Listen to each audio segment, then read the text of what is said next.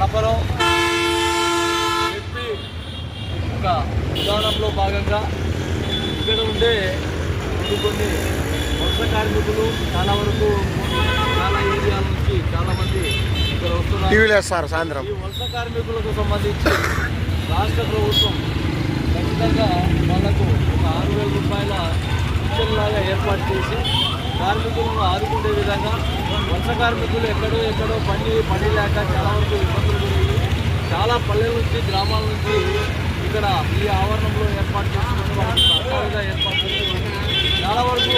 కూలీలుగా డైలీ వారిగా వాళ్ళు వెళ్ళిపోతున్నారు. కాబట్టి రాష్ట్ర ప్రభుత్వం ఖచ్చితంగా వీళ్ళకు న్యాయం చేసే విధంగా అన్ని విధాలుగా వలస కార్మికులకు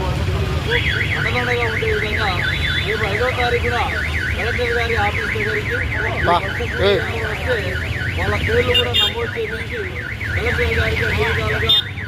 చాలా ప్రాంతాల నుంచి కొన్ని గ్రామాల నుంచి వలసగా వచ్చి ఇక్కడ జీవన విధానాలతో ఈ కడపలో బతుకుతున్నారు. కాబట్టి జిల్లా పరిషత్తు ఆవరణం దగ్గర రకరకాలుగా దాదాపు అంటే 200 కూలీలుగా పనిచేస్తారు. కాబట్టి ఖచ్చితంగా న్యాయం చేసే విధంగా రాష్ట్ర ప్రభుత్వం చొరవ తీసుకోవాలని మహాజన రాష్ట్ర సమితి